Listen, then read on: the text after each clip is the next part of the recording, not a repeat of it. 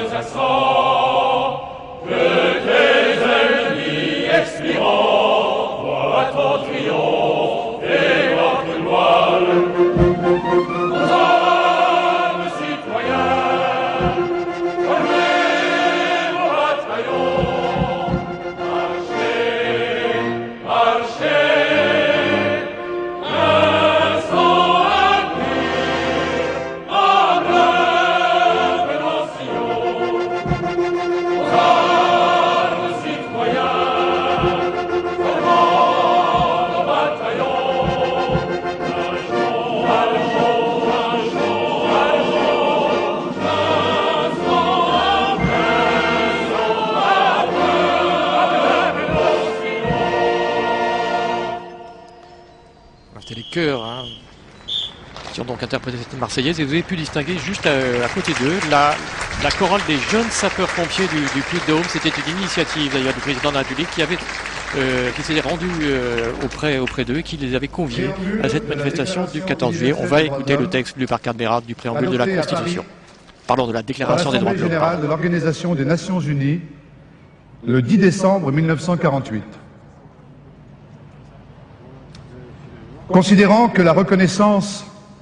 de la dignité inhérente à tous les membres de la famille humaine et de leurs droits égaux et inaliénables constitue le fondement de la liberté, de la justice et de la paix dans le monde, considérant que la méconnaissance et le mépris des droits de l'homme ont conduit à des actes de barbarie qui révoltent la conscience de l'humanité, et que l'avènement d'un monde où les êtres humains seront libres de parler et de croire, libérés de la terreur et de la misère, a été proclamé comme la plus haute aspiration de l'homme, considérant qu'il est essentiel que les droits de l'homme soient protégés par un régime de droit pour que l'homme ne soit pas contraint, en suprême recours, à la révolte contre la tyrannie et l'oppression, considérant qu'il est essentiel d'encourager le développement de relations amicales entre nations, l'Assemblée générale proclame la présente Déclaration universelle des droits de l'homme comme l'idéal commun à atteindre par tous les peuples et toutes les nations, afin que tous les individus et tous les organes de la société ayant cette déclaration constamment à l'esprit s'efforcent, par l'enseignement et l'éducation, de développer le respect de ces droits et libertés et d'en assurer, par des mesures progressives d'ordre national et international, la reconnaissance et l'application universelle et effective, tant parmi les populations des États membres eux-mêmes que parmi celles des territoires placés sous leur juridiction.